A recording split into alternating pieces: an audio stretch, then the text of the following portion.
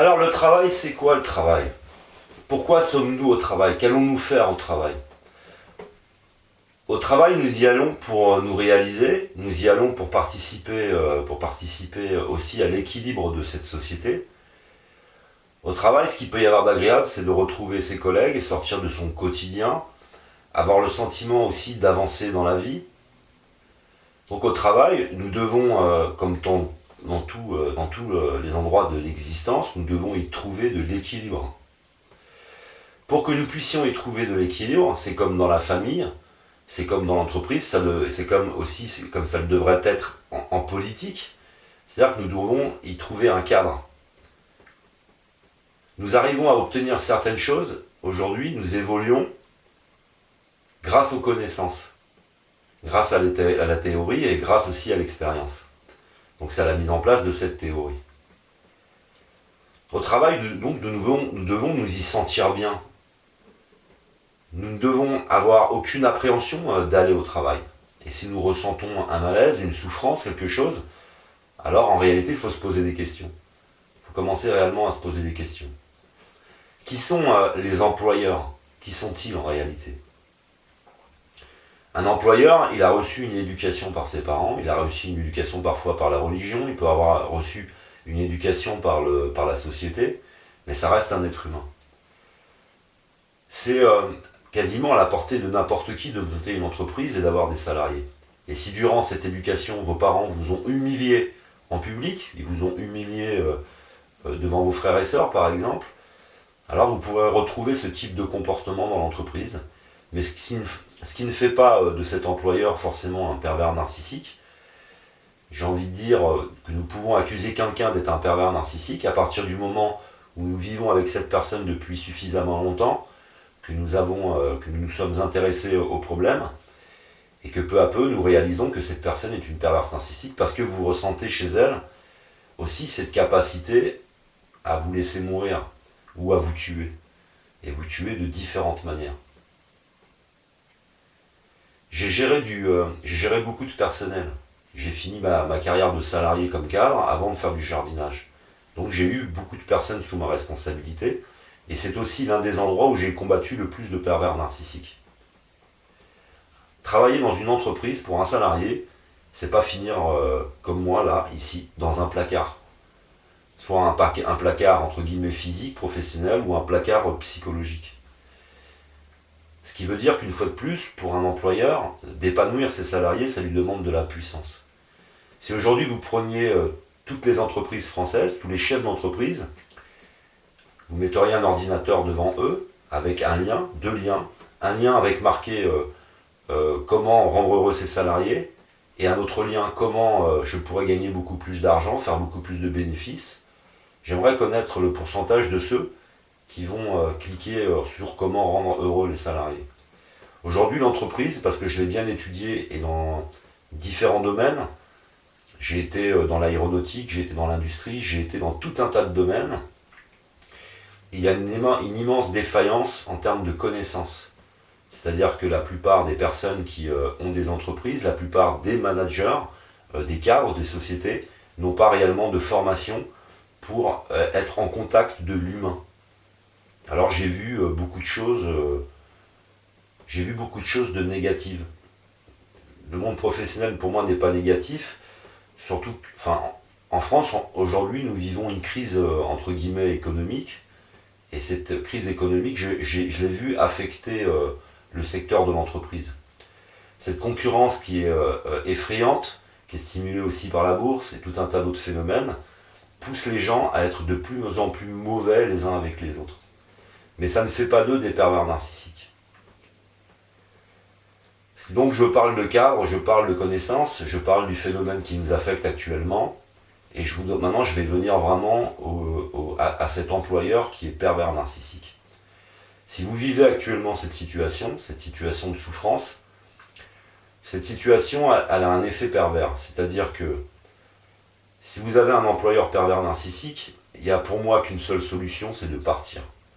Mais le problème, c'est que si ça fait trop longtemps que vous êtes en contact avec ce pervers narcissique, vous êtes en train de perdre votre confiance en vous, vous êtes en train de perdre votre amour-propre, vous êtes en train de perdre pied. C'est-à-dire que la notion de cette réalité que vous aviez au départ, elle est en train de changer. Et c'est ce qui fait que ça va vous empêcher aussi peut-être de partir. Parce que vous vous dites, vous êtes en ce moment dans une ambiance effroyable, et vous avez le sentiment que si vous partez, vous pouvez vous retrouver dans la même ambiance, mais qu'en plus, vous n'auriez plus, par exemple, votre ancienneté, vous n'auriez plus certaines sécurités. Alors que vous êtes une personne qui est prise au piège d'un système, d'un fonctionnement.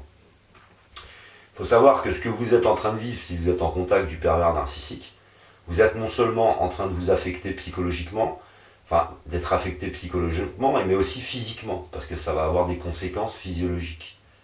Vous allez avoir des problèmes, entre guillemets, psychosomatiques, vous allez avoir des problèmes à dormir, tout un tas de problèmes. Après, ça va affecter votre vie conjugale, ça peut affecter vos enfants, et ça peut donc tout affecter.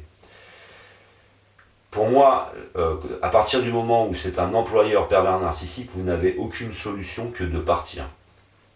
Mais c'est mon avis personnel. C'est-à-dire que vous ne pourrez pas renvoyer cet employeur, et personne ne pourra mettre un cadre, personne ne pourra mettre véritablement un cadre agréable dans votre travail, même en utilisant les prud'hommes, même en utilisant qui que ce soit. C'est-à-dire que vous êtes face à quelqu'un d'extrêmement toxique, d'extrêmement mauvais, et le simple fait de sa présence, c'est une gêne. Et vous savez bien que si même il y avait des règles qui seraient installées par une organisation tierce, de toute façon, vous serez toujours en contact de cette personne. Ça serait un petit peu comme dire, vous seriez au milieu du désert, il fait extrêmement chaud, on va vous donner un peu d'eau, et vous continueriez à avoir extrêmement chaud, vous continueriez à vous épuiser, ça resterait de toute façon, l'agression est là, il y a une agression qui est là. Sa simple présence est une agression. Je l'ai vécu aussi en tant que salarié, c'est-à-dire dans plusieurs entreprises, pas dans toutes. La plupart des entreprises où j'ai vécu des difficultés, c'était plutôt de la maladresse, de l'ignorance, et tous ces aspects humains qui sont liés à toute cette ignorance. Mais j'ai vécu le pervers narcissique, quoi. Et c'était effroyable. C'est-à-dire que toute l'entreprise est touchée. Tout le monde a peur. Alors, si vous êtes la cible du pervers, si parce qu'il ne peut pas obtenir ce qui l'intéresse de vous, alors c'est un véritable cauchemar parce que vous êtes dans l'isolement. Et ce qui est effrayant, c'est toutes ces personnes qu'il peut y avoir autour et qui font mine de ne rien voir. Personne ne veut s'en mêler. Alors des fois, il peut y avoir des discussions qui se créent, c'est-à-dire que vous pouvez avoir la chance de trouver quelques personnes qui sont du même avis que vous, qui voient bien les choses, mais il y a cette majorité souvent qui baisse la tête et qui ne dit rien. Je l'ai vu dans plusieurs entreprises, soit parce que j'y travaillais, soit parce que j'y rendais un service, et c'est effrayant, quoi. C'est réellement effrayant.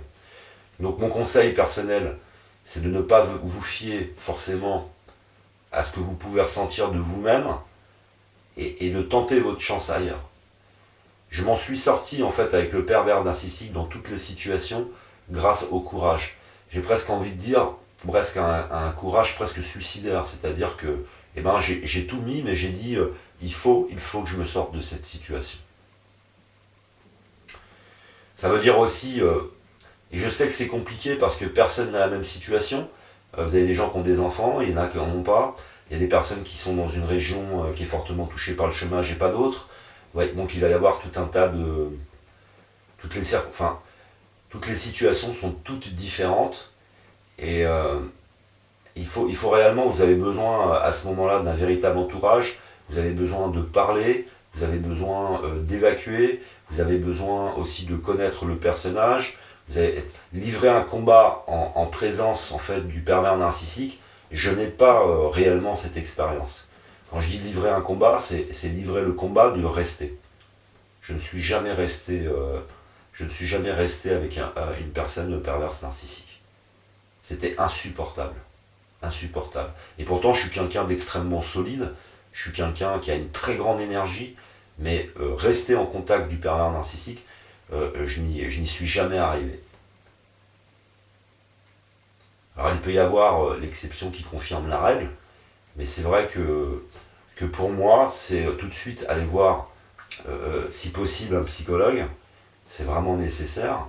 Et puis, essayez de vous entourer d'un entourage riche qui soit lié justement à des connaissances autour du pervers narcissique. Des gens, il faut évacuer. Là, vous avez un réel besoin quand vous êtes dans cette situation, c'est d'évacuer. Et puis, c'est d'évacuer cette situation, de vous évacuer, quoi, de partir, de quitter tout ça, quoi. C'est très complexe dans l'entreprise. Dans l'entreprise, quand c'est l'employeur, c'est lui qui décide, c'est lui qui tient votre salaire, c'est presque lui qui tient votre vie. Et puis, vous avez cette partie de vous-même qui est en train de s'effondrer peu à peu, peu à peu, peu à peu. Mais jusqu'où vous pourrez tenir? Est-ce qu'en fin de compte, l'idée de quitter son employeur n'est pas justement moins dangereuse que de penser que vous puissiez tenir comme ça? Est-ce que vous arrivez à évaluer les conséquences que ça a sur votre santé? Est-ce que vous arrivez à évaluer que votre couple, votre entourage sera toujours là et suffisamment solide? Est-ce que c'est sûr? Est-ce que vous avez déjà rencontré des personnes victimes et qui ont touché le fond, par exemple, pour vous rendre compte? Et ce qui est malheureux, une fois de plus, je le dis, c'est le fait de cette grande ignorance de la part de la part de la justice souvent, de la part de l'État, c'est ce manque d'information. Parce que si dans l'entreprise, on était informé de la perversion narcissique, si il y avait une véritable formation qui soit donnée, et de façon générale, avec les médias, avec des organisations, nous pourrions l'empêcher complètement de fonctionner. Ce serait fini. Parce qu'au travers par exemple, au travers de petits films, on pourrait voir toutes ces attitudes, on pourrait éveiller la population, et on pourrait guérir le monde avec ça. Et je le dis dans une vidéo, c'est 80% de nos problèmes qui disparaîtraient, parce que malheureusement, il est en politique aussi. Donc dans l'entreprise, je l'ai vu, et j'ai même eu affaire donc, à un employeur qui était donc pervers narcissique, qui avait donc ses proies. Et ce qui est fou, c'est que c'est un vrai prédateur. Et quand il a sa proie, il la lâche pas, quoi. Si vous essayez de défendre la personne, eh ben vous allez devenir son ennemi, quoi. C'est un petit peu ce que j'ai retrouvé sur un texte sur Jésus qui dit « Ou tu es avec moi ou tu es mon ennemi ». J'ai du mal à croire que Jésus ait écrit ça. C'est exactement ce qu'est le pervers narcissique. C'est-à-dire c'est ou tu es avec moi ou tu es mon ennemi. Et donc je me suis vu parfois essayer de défendre des situations, mais la réaction, elle est phénoménale.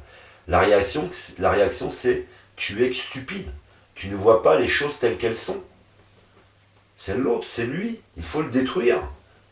Et si tu ne me comprends pas, c'est que tu es comme lui. Ça veut dire que le pervers narcissique, quand il s'en prend à un salarié, c'est devenu sa proie et c'est sa subsistance, c'est sa chose.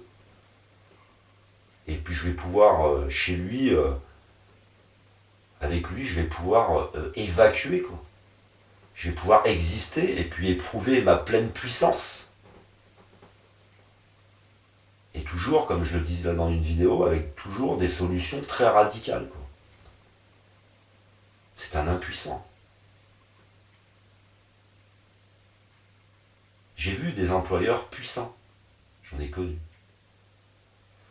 La toute première grosse entreprise dans laquelle j'avais travaillé dans l'aéronautique, on avait une direction qui était puissante. J'y suis resté plusieurs années. Et puis tu t'épanouissais, tu n'as pas de problème, tu n'as jamais la boule au ventre. On m'appelait des fois pendant mes repos, et j'y allais pour leur rendre service. Et puis quand j'avais besoin d'un service, ils me rendaient ce service, mais tu es dans un cadre dans lequel tu t'épanouis, quoi. C'est une famille. L'entreprise, pour moi, doit être une famille. Et c'est possible. Mais tout ça, ça demande un cadre, ça demande de la formation, etc. Et c'est ce que nous ne trouvons pas aujourd'hui. Donc le pervers narcissique employeur, c'est terrifiant pour vous parce que vous êtes dans une situation où vous avez le sentiment d'être tenu sur tout. Il peut affecter donc votre vie personnelle, votre vie privée, il va vous affecter dans tous les domaines. Vous êtes complètement pris au piège, en fin de compte, de notre modèle économique. Et double piège, c'est-à-dire que non seulement vous êtes dans une souffrance dans cette relation, mais comme on vous parle sans arrêt de crise économique, vous n'avez même pas le sentiment d'avoir une solution. Que par exemple, si c'était un conjoint, vous avez la solution de partir. Je ne parle pas quand il y a des enfants. Mais là, l'employeur, c'est quand même très particulier, quoi. Quand vous vivez ça au travail, c'est très particulier parce que, en plus, ça vous touche dans la partie professionnelle. Ça veut dire que on ne sait plus au bout d'un moment si en partant, on ne va pas tout compte fait retrouver cette situation. Et quand on est très affecté par le pervers narcissique, parfois on croit que ça vient de nous. On se dit, si là je suis victime de cette personne et que d'autres collègues à moi n'en sont pas victimes, ça veut dire que je porte quelque chose que je vais transporter avec moi et que n'importe où j'irai, je vais retrouver cette situation. Il y a aussi cette paranoïa qui s'installe, où on a peur. Donc tout ça, ça n'aide pas, et c'est pour ça qu'il y a besoin d'un avis extérieur, c'est-à-dire que vous avez besoin de retrouver un avis sur vous qui viendrait de quelqu'un d'autre, pour un petit peu réparer, retrouver la confiance en vous. Où est-ce que vous pourriez trouver cet avis? Et c'est là que vous devriez chercher.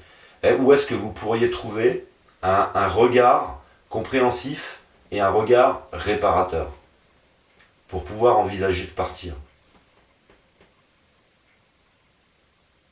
Je conseillerais toujours de partir pendant que vous êtes debout et de ne pas partir en dépression, parce que le retour, si vous tombez en dépression, le retour est quasiment impossible et très difficile.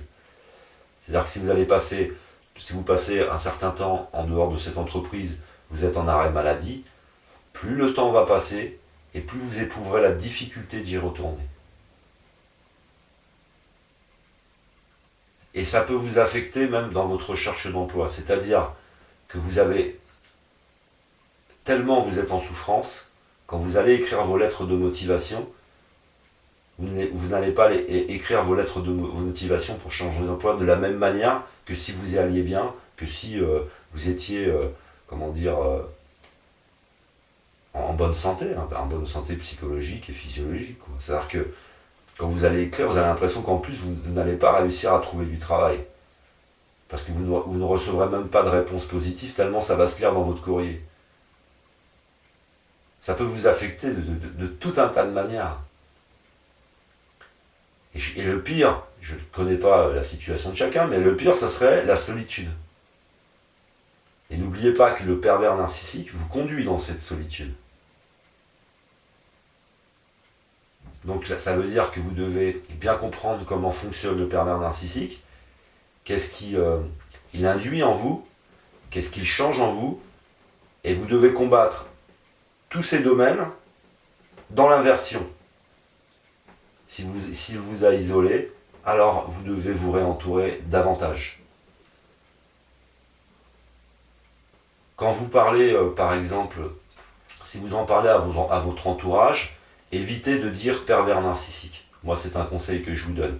Dites simplement, je suis avec un manipulateur, et j'ai besoin de parler, j'ai besoin de conseils, j'ai besoin d'avoir un regard extérieur, j'ai aussi besoin d'avoir mes amis, mon entourage, qui ont un regard positif sur moi. Fuyez aussi, durant cette expérience, fuyez toutes les personnes qui essayez de réfléchir à votre entourage, et fuyez toutes les personnes qui sont un peu prépondérantes à vous.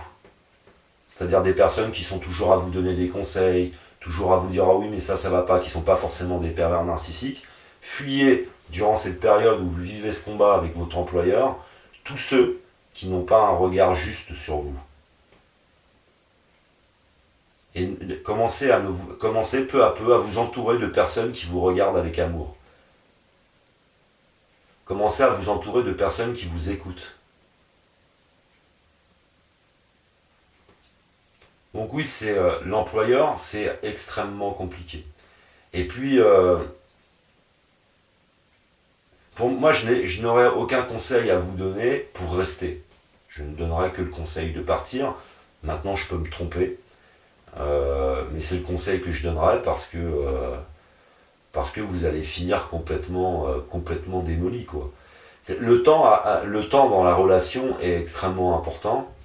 Et puis, je vous dis, l'usure, la souffrance, où à chaque fois vous prenez un coup comme ça, là, vous sentez votre corps, à chaque fois que vous êtes dans cette relation avec cette personne et que ça vous démolit, que vous avez cette appréhension de passer à côté, que vous avez cette appréhension de vous adresser à elle, et que vous avez peur, comme ça on a envie de fuir, on a envie de demander à quelqu'un d'autre de le faire, se sentir regardé en permanence, se sentir jugé en permanence.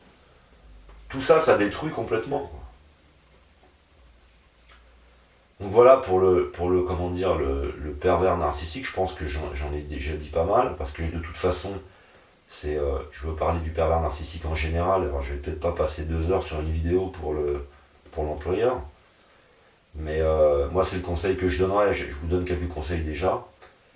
Et puis n'oubliez pas que le pervers narcissique, quand il vous attaque, il prépare en même temps sa défense. Alors c'est pervers, mais commencez peut-être aussi à préparer votre défense. Et puis, c'est pas. J'ai envie de dire, je veux pas vous pervertir, mais restez honnête dans votre défense, mais préparez-la bien et ne lui faites aucun cadeau, quoi. Ne lui faites aucun cadeau, et si vous devez envisager de partir, n'hésitez pas à essayer d'obtenir aussi réparation auprès de la justice, parce que si vous partiez, c'est-à-dire que si vous arrivez à combiner votre départ et un nouvel emploi, et puis en même temps mettre cette personne au tribunal et obtenir une réparation c'est une réparation, et c'est plus qu'une réparation financière. On a un combat de valeurs. Alors des fois vous allez vous dire, ah ben non, je ne veux pas lui ressembler, je veux partir simplement, parce que je ne m'intéresse pas à l'argent. Attention aussi à ça, parce que l'argent, c'est aussi une réparation psychologique, hein. Quand vous obtenez des dommages et intérêts, c'est une forme de réparation psychologique, parce que dans cette société actuelle, de toute façon, tu ne peux pas obtenir grand chose de plus, quoi. Donc voilà, je vous dis, donc n'oubliez pas, moi c'est le point le plus principal, c'est l'isolement, de ne pas être isolé, et puis, mais je n'envisage pas, j'envisagerais pas de rester de toute façon avec dans ce type de situation où c'est un employeur.